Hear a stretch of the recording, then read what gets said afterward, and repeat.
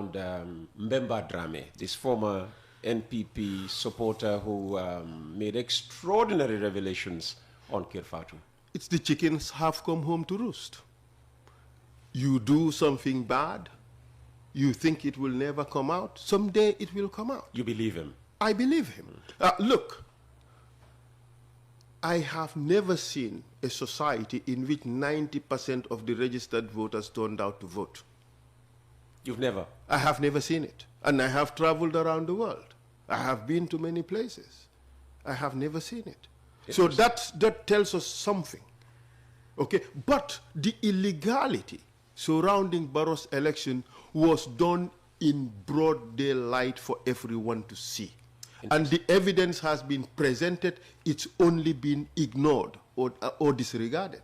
It's interesting. Let me introduce someone else into the conversation. The first deputy national president of the ruling NPP, Dr. Demba Sabali, has told this program that every Gambian should demand proof of any claim of illegality in the 2021 presidential election, which returned President Barrow to power. Dr. Sabali, who doubles as agriculture minister, spoke to me in the wake of a former NPP loyalist's extraordinary claim that he was part of a small team that rigged the 2021 votes to keep Barrow in power. Appearing on the online news platform Kirfatu, Mbemba Drame, after making his accusations against his former party, promised that he would elaborate on his claims in the coming months.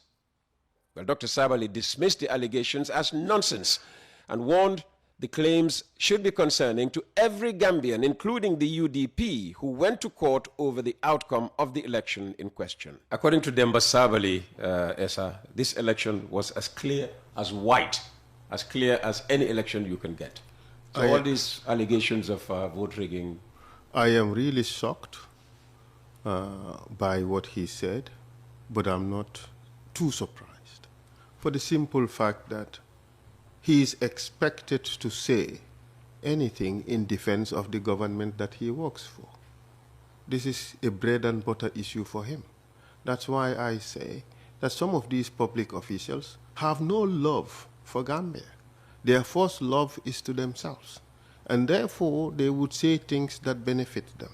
But everybody saw during election time the cooking pots and the milling machines. He says they were never meant for inducement, and he asked which party didn't give anything. But that is also not true. We gave football jerseys for Nawetan at one stage. One would say to induce those Nawetan players to vote for you. But that was not even connected to elections. And I was not even aware of it. I was told later. Okay? That was just to help youths. But during election time, on IEC election itinerary, because they were following me, I was ahead and they are behind me. I go to a place and they would come thereafter. To undo whatever you did there. And that is exactly what they did. And I complained to IEC.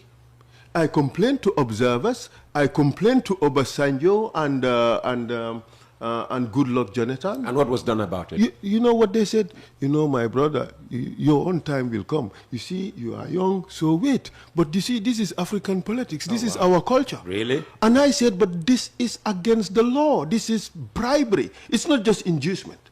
This is bribery. It's a crime under the laws of this country. And people should have been arrested. But nothing happened. In Gambia, they will clap for you when you break the law, especially when you are in power. And that is exactly what happened. And my brother, these are the same people who were complaining against the same thing during Jammeh's time. What happened to electoral reform in Gambia? We've been saying it since before Solo Sandeng. Solo Sandeng paid dearly with his life for this. Barrow was supposedly part of them. Did he give us electoral reform? No. Even the constitution is being doctored against the aspirations of the Gambian people just to help entrench the UDP government, the NPP government in power. I beg your pardon. The NPP government in power. And that, you see, these things are immoral policies. Our first priority should be what the Gambian people want. what is best for our people. I want your thought on his argument that this fellow, this member, Drame chap, was not even in the Gambia when the election was taking place. He wasn't here six months before. He wasn't here when people went to the polls. He wasn't here even 6 months after the election result was declared. It will take a very brave person or a delusional person to make the claims that he made if he did not have anything. But why are they so jittery? Why are they so scared? The integrity of our election is at stake here. I mean, nobody wants their election. You see, if nothing untoward was done, nobody would have any reason to be scared. And the tactics that were used at the police were just intended to intimidate. But in time, the truth would come. But let me tell you something about elections in Gambia. When I did my LLB dissertation, I thought that elections in the Gambia cannot be stolen. Well, he said at the vote. Demba Sabali said elections in the Gambia are rig-proof. But that is not true. In fact, for me, my agents, they did everything possible to disperse my agents, including telling them that Essa Faal was paid $1,500 per agent. And my agents disappeared simply because they were given false information, suggesting that I stole their money, when we use our own funds to pay our agents $300 each. I mean, if a person is paid $300 and they were told that you pay, I was painted as a thief, and a lot of these people just melted away, and that is, if you don't have an agent present, you cannot protect your vote. And let me tell you, and for them the marble is convenient, because once the marble is out of the box, it is vulnerable. Who does it belong to? So because there is no traceability, it is convenient to stick to the marble. Why don't they bring us the ballot in which the vote, even if I are taken out of the box, would still be the vote for a particular individual? Because that particular individual's face would be on it. And would be marked. But they wouldn't want that. That's why we're not going to get electoral reform. And the other part of the rigging of the system is the refusal to give the diaspora the right to exercise their right to vote. The court did say that all Gambians, wherever you live, you have a right to vote in presidential elections. Up to now, nothing has been done about exercising the diaspora rights to vote. And we are going to take them to court to force them to ensure that the diasporans are giving their rights to vote. These are people who are responsible for 70% of GDP.